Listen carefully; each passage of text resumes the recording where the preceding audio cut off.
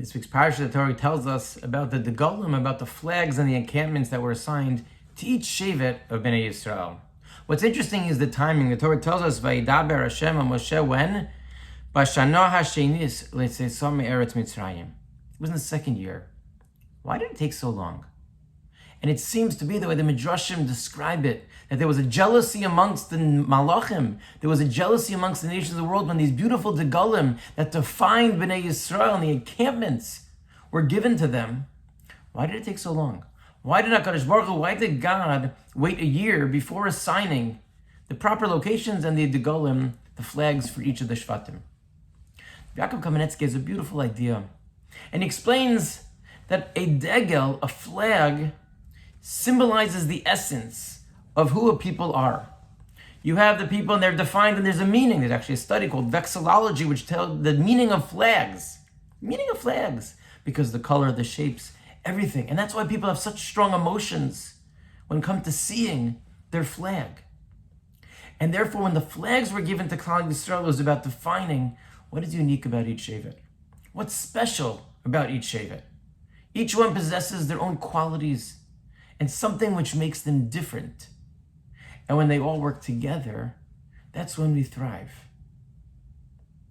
So there's a risk when you have degalim. When you have flags, you run the risk of the unity of Klal Yisrael becoming disjointed.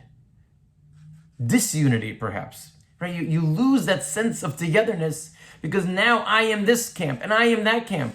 And we're going to be surrounding and we're going to be encamped at different places. So there's a danger, as special as the flags are, and as special as it is to know that this is my quality, it comes at a risk.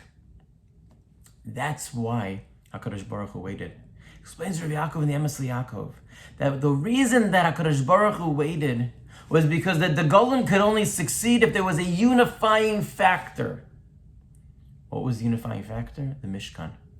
All of the camps, all of the different locations of those shvatim were surrounding the mishkan. The mishkan served to keep everybody united, to keep everybody together.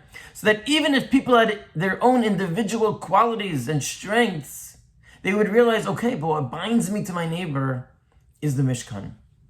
And that's a fundamental idea for the Jewish people. That we need that which binds us together because we live different lives. And we're in different communities and we serve HaKadosh Baruch Hu in different ways.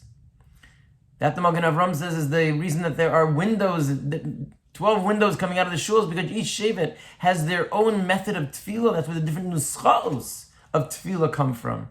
Because we relate to HaKadosh Baruch Hu in different ways. It's the same God. But we have different ways of communicating. But what we need are things that unify us. What do we have that unifies us? On Shavuos we have the Torah. The Torah certainly unifies us. Unfortunately, when we have tragedy, it also serves to unify us.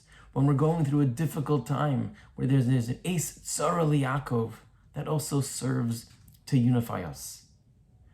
And when the Eis Tzara begins and is centered in Yerushalayim, Yerushalayim is Ki'ir Shechubra Lo Yachtav.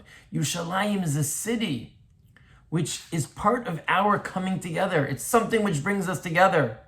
And for us to be united in the defense of Eretz Yisrael and the tefillos and in the worry and in the trying to do whatever we can for Achinu and Eretz Yisrael and the desire to be there for them and the desire to see Yerushalayim grow and thrive and be protected and be unified, that serves to bring us together as a klal. And that's part of what Shavuos is about. Shavuos is about making sure that we take our unique kochos, the degalim we always read Bamidbar before Shavuos. One reason is to break up from the klalos of Bechukosai. But maybe the other idea is the degalim. The degalim, the unique characteristics have to be the same way we united around Har Sinai by Yichan Sham Yisrael Neged Ahar. We were next to the mountain, Ki Ish Echad B'Leiv Echad. We need to find that which unifies us as different as we may be. And when we have a moment like this, as we approach Matan Torah, that's what we need to figure out, is focus on the things that bring us together, what makes us the same, what unites us and not what divides us. And when we can do that, then hopefully HaKadosh Baruch Hu will see his children, he'll see his nation, who desire to be close to him, who desire to be close with each other. And the Giloy of Shechina and the Shefa, the Bracha, which is revealed on Shavuos, should be one which overshadows and brings upon the world tremendous bracha and peace and hatzlacha, and ultimately the Geula Shlema b'meherav yameinu. Amen.